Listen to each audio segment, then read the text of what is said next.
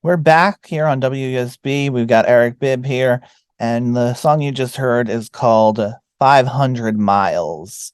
Um, you've got this album so steeped in American history and psyche, and you're actually living out in Sweden. Tell me about how you wound up there.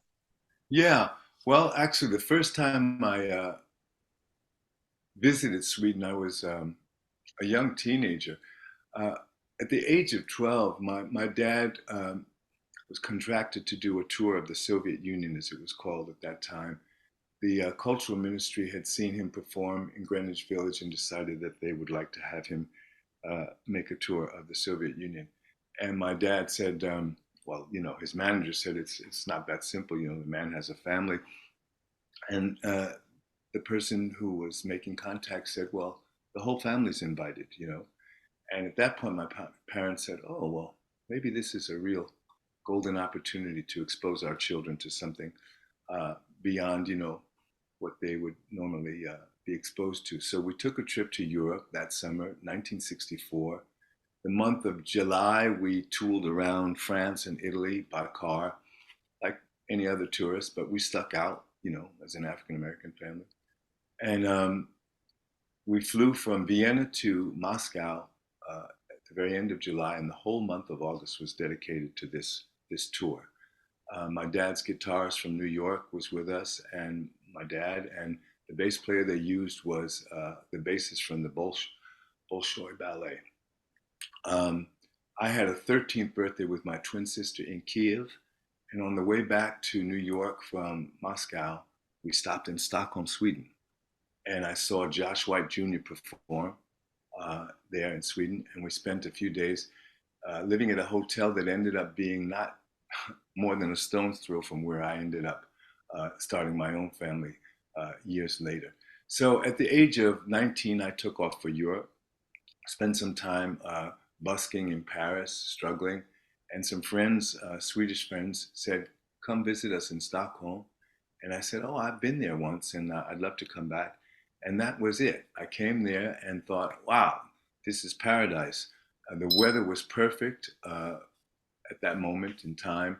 Uh, the music was the kind of music that I'd been listening to, in New York, in Greenwich Village. There was a kind of delayed um, uh, summer of love type of thing. So there were people who were really on the same wavelength as me, both socially, politically, and musically for sure. And I decided, oh, this feels really, really good. I was happy to be free of the burden of being tense uh, all the time around the whole issue of what was happening, in the States in terms of the movement, the civil rights movement, as it were, with the assassination of Dr. King, kind of created a whole splintering of an important group of people who were no longer unified, and I was quite discouraged, as were many people. So I thought, yeah, I need to get another take on who I am, and not necessarily subject myself on a daily basis to the pressure of being an African American. So I had the experience of being in Europe. It wasn't so daunting. I thought, well, I can do this. And I did. And I stayed in Sweden for 10 years before I decided, oh, I need to go back and give New York another try, which I did. I stayed in the States again in New England and New York for about 5 years, and decided that actually I really preferred being in Sweden. So I returned. And I've lived other places. I've lived in England for quite some time, some years ago.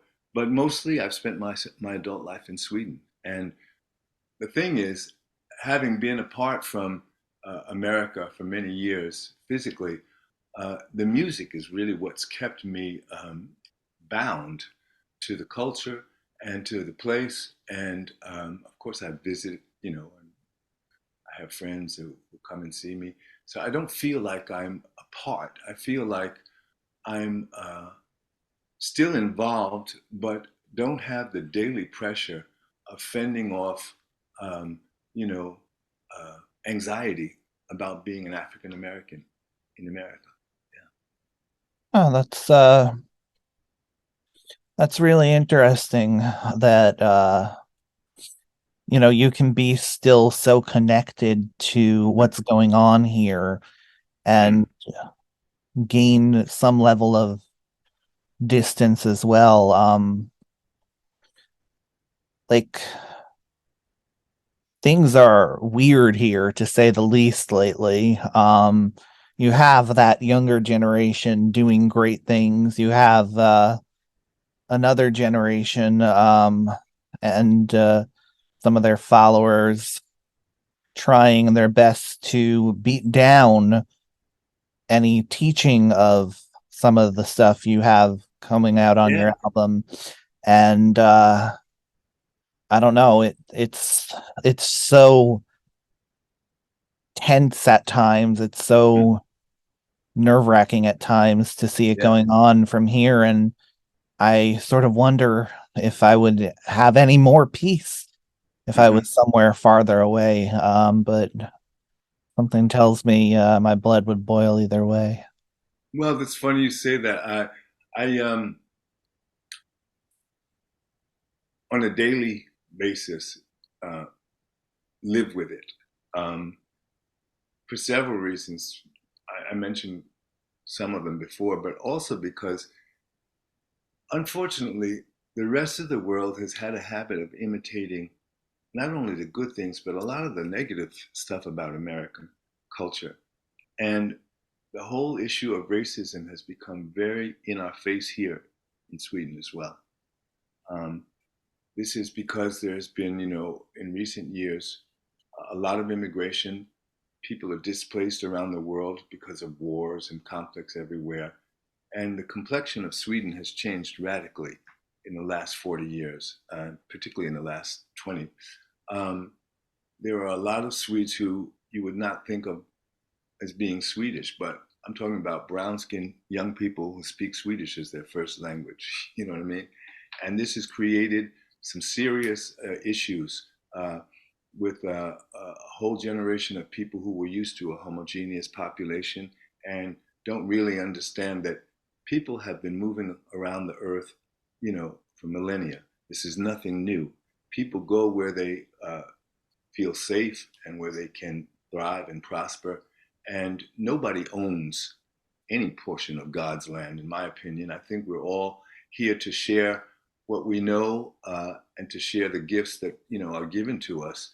So, as I say, I may have some respite from the day-to-day tension that I'm sure you're aware of and experience, but I'm certainly not apart or out of the conversation. Well, here's to hoping that both our countries sort of get their crap together. There you go. There you go, man. And I get like I said, we're in a cycle right now where I'm amazed, I'm astounded, not only about what's going on there in the States, but worldwide and even here, about how we seem to be regressing, as a human community and um, finding new ways to oppress each other and limit each other's possibilities. This to me, but then I'm a student of history and I realize that these things happen. Cycles occur, and there seems to be two steps forward and one step back, and we're just going to have to keep keep plugging and forging ahead, writing books, writing songs, making movies. This is encouraging. This is where I'm seeing an awareness shift in books, movies, music. Um, yeah, so we must remain hopeful. Thank you so much for coming on, Eric.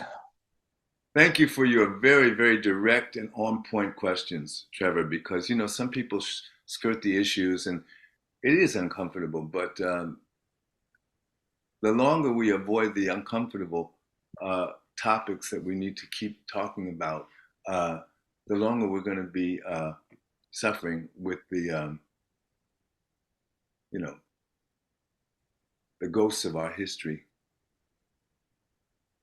Mm.